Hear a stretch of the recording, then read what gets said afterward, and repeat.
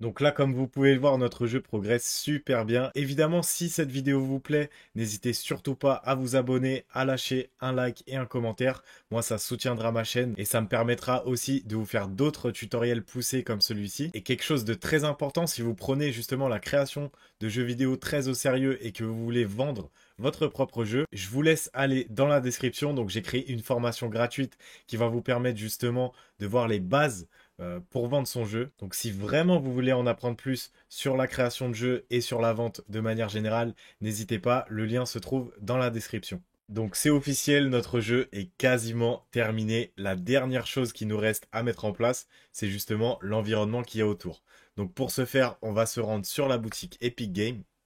Donc ce qu'on va faire pour avoir un environnement assez cool, on va se rendre justement sur l'Epic Game Store. Une fois qu'on clique sur Unreal Engine, on arrive sur un panneau d'affichage comme celui-ci. Et en fait, on va chercher Electric Dream. Voilà, parfait. Et là, on va trouver ça ici. Donc, ça pèse 60 gigas et il me semble que ça prend le double parce qu'il fait une copie sur votre ordinateur. Donc, si vous avez la place, installez-le. Sinon, c'est pas très important, c'est juste du détail visuel. Mais si vous pouvez le faire, c'est cool. Donc, en fait, ce qu'on va faire, c'est qu'on va cliquer sur Free ici. Voilà. Là, ça charge un peu. Hop, maintenant, on va faire créer un projet. Et là, on va pouvoir créer notre projet. Donc là, moi, je vais cliquer sur créer. Et là, du coup, ça va me faire une installation de 60 gigas et on se retrouve juste après. Alors, une chose à savoir aussi avant de télécharger justement cette map-là, il faut savoir que ça fait partie des maps les plus gourmandes en ressources. Donc, en termes de spec, il recommande une 2080 avec 8 gigas de VRAM. Donc, si vous avez cette carte graphique, c'est parfait. Et il faut aussi un bon processeur à côté. Donc, vous pouvez tester de faire tourner ça. Mais si votre ordinateur ne fait pas tourner ça, sachez que c'est totalement normal. C'est vraiment en fait pour présenter les fonctionnalités d'Unreal Engine à son maximum. Pour ceux qui vont pouvoir faire tourner ça à même 20-30 FPS, vous allez voir que c'est magnifique. Sinon, c'est vraiment pas du tout grave et ça veut pas dire que votre PC est pourri. Ça veut juste tout simplement dire que c'est la nouvelle génération justement de graphisme. Mais pour créer votre jeu, vous n'aurez pas besoin d'un ordinateur aussi puissant. Là, c'est vraiment pour l'exemple et pour la vidéo. Donc, une fois que le projet est téléchargé, ce qu'on peut faire déjà, c'est l'ouvrir, juste pour justement se balader dans cet environnement qui est proposé par Unreal Engine. Donc ça va mettre un peu de temps, surtout si c'est la première fois, parce que le logiciel va devoir compiler tous les shaders. Donc ça va prendre pas mal de temps. Donc encore une fois, on aura juste à patienter. Ok, donc une fois que ça s'est lancé, ici on a quelques indications, comme par exemple les specs recommandés pour votre ordinateur. Donc ici on va devoir avoir un CPU avec 8 corps et 3,6 GHz, 32 Go de RAM, une 2080 ou plus, 8 Go de VRAM. Après, ça peut tourner sur des cartes graphiques qui sont un petit peu moins puissantes, mais en tout cas, c'est eux ceux qu'ils conseillent pour avoir une bonne expérience pour tester cet environnement. Ensuite, on aura du coup plusieurs choix. Donc, soit on charge la map en entier, et ce qui va être très très gourmand en ressources, soit on charge justement une map qu'ils ont appelée Close Range. Donc, ça veut dire que c'est la map mais en taille réduite. Donc, ce que je vous conseille de faire, c'est d'aller dans le Content Drawer, d'aller dans Level, et ici, justement, vous pouvez trouver la map en question. Donc, cette map, ça va être la map la plus grosse, la plus gourmande en ressources. Donc, si vous avez le minimum des specs, vous pourrez le faire tourner. Et si vous voulez juste tester le petit environnement, du coup, vous allez devoir vous tourner sur cette map-là qui s'appelle Electric Dreams PCG Close Range. Donc moi, je vais lancer cette map-là. Donc là, même quand vous avez lancé la map, vous allez devoir encore attendre une dernière fois justement que les shaders soient tous compilés. Donc c'est normal que vous voyez des textures un peu buggées ou alors un taux de rafraîchissement au niveau des FPS assez bas. C'est vraiment tout à fait normal. Il faut juste attendre en bas à droite que ça soit rempli à 100%.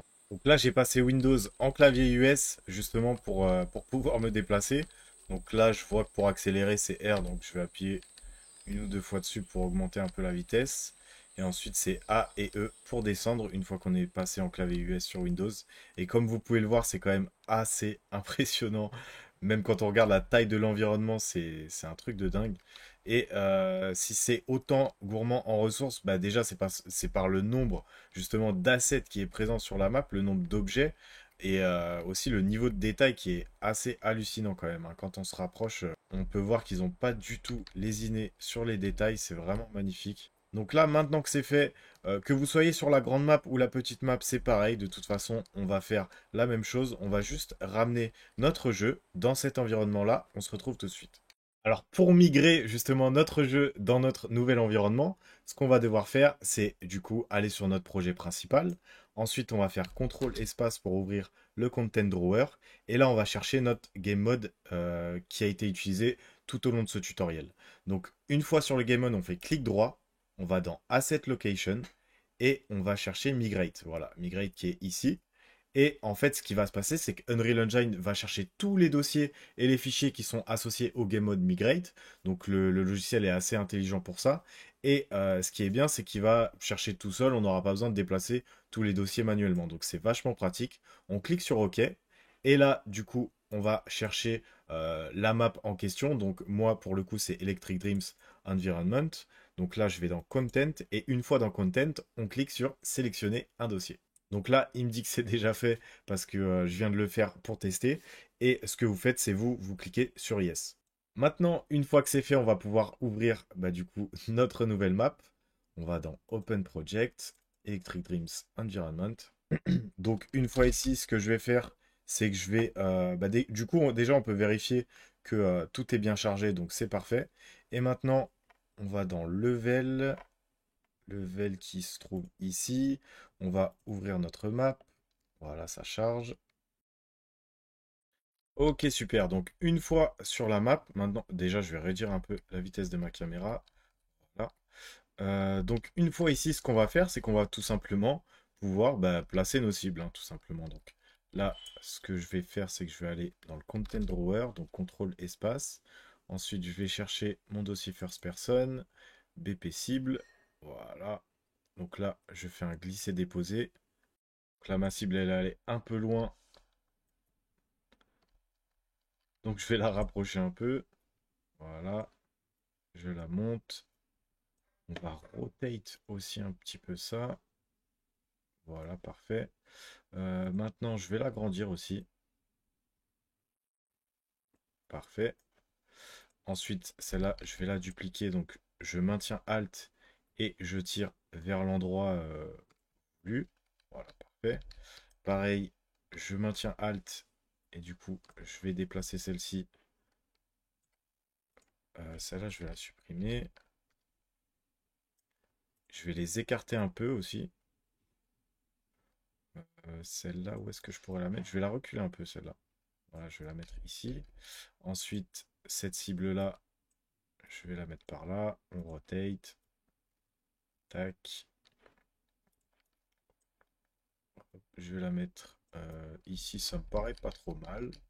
Ensuite, je vais avancer un peu. Et je vais faire CTRL-ALT. Et je vais l'amener par ici. Tac. Voilà, donc là, je vous laisse placer vos cibles un peu où vous le souhaitez. Ça, c'est pas très important. Voilà, nickel. Et enfin, je vais peut-être en mettre une dernière par là. Voilà, c'est parfait. Donc maintenant, ce qui va se passer, c'est que dès que on va commencer, on n'aura pas de pistolet et le player start est ici. Donc ce que je vais faire, c'est que je vais rajouter le pistolet dans le coin. Où est-ce qu'il est? Il est là. Là, je vais le poser par ici. On va le mettre un petit peu en évidence. Voilà, nickel. Maintenant, on a quelques trucs à corriger. Donc déjà, on va aller dans World Settings et on va chercher notre game mode. Donc game mode cible, voilà, parfait. Et aussi, on va modifier le timer. Donc on va aller dans notre game mode. Voilà, on va ouvrir ça. Je vais chercher notre timer. Je vais mettre... Allez, on va se laisser un peu de temps, on va dire 1 minute, c'est très bien. Tac, je vérifie si tout est bon. Ok, ça c'est connecté, c'est bon. Ok, parfait. On va pouvoir tester tout ça. Donc ça y est, on va enfin pouvoir tester notre jeu final. Donc le timer débute dès qu'on touche la première cible. C'est parti. Hop, petit lag évidemment, vu que c'est hyper gourmand en ressources. Et en plus j'enregistre mon écran, donc là je vous dis même pas. Hop, la deuxième cible fonctionne. La troisième cible, c'est tout bon. Hop, la quatrième, c'est touché. Là, on voit les débris qui tombent, vu que la gravité est nul. Hop, là on tire et là c'est gagné. Donc si je clique du coup sur le bouton recommencer, ça va charger notre première map en fait, vu que le game mode est basé sur ça. Donc si vous avez été attentif à la vidéo, normalement vous pourrez changer le fait que on respawn justement sur la map que l'on souhaite. Félicitations, si vous êtes arrivé jusqu'ici, ça veut dire que vous avez suivi le tutoriel au complet. Encore une fois, si vous avez le moindre souci avec telle ou telle fonctionnalité, n'hésitez pas à me le dire dans les commentaires. Donc moi, je vais vous répondre assez rapidement, justement, et je vais voir de mon côté pour gérer le problème. En tout cas, si cette vidéo vous a plu, n'hésitez pas à vous abonner, à lâcher un like. Pour toutes les personnes, justement, qui sont intéressées pour en apprendre un peu plus sur Unreal Engine, j'ai créé une formation gratuite qui va vous permettre de voir tous les aspects qu'il va falloir prendre au sérieux pour vendre votre propre jeu vidéo. Donc le lien se trouve en description. En attendant, merci d'avoir regardé jusqu'au bout, ça me fait vraiment plaisir et je vous souhaite une bonne journée. À bientôt, c'était Johan.